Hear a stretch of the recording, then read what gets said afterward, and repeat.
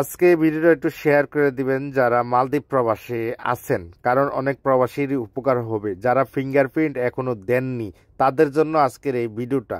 So আমাদের Bangladesh high commissioner sir ওনাদের Facebook পেজে ওনারা 9 মিনিট আগে এই পোস্টটি করেছেন। সো এখানে কি লেখা আছেন আমি একটু আপনাদেরকে পড়ে শোনাচ্ছি, আর প্লিজ প্লিজ ভিডিওটা শেয়ার করে দিবেন।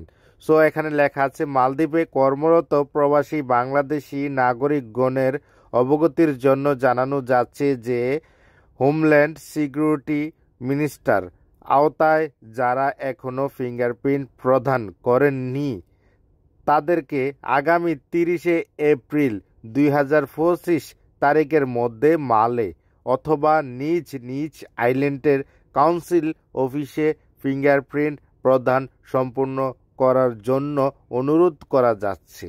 তার মানে আমাদের বাংলাদেশ হাইকমিশনার স্যার বলতেছেন যে আপনারা আজকে মাসের 17 এপ্রিল, সো আপনারা আরও 13 দিন 14 দিন আছে, 31শে মাস যাবে, সো না সরি 30ই মাস যাবে।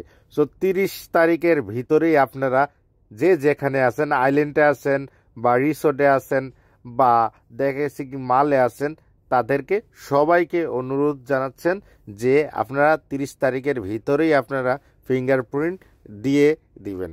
কারণ ফিঙ্গারপ্রিন্ট নিয়ে আরেকটা ভিডিও আমি নিয়ে আসবো। যদি আপনারা এই ভিডিওটা ভালো রেসপন্স দেন, যদি ভিডিওটা শেয়ার করেন, ভিডিওটা যদি লাইক কমেন্ট করেন, আমি আরও একটা ভিডিও নিয়ে আসবো।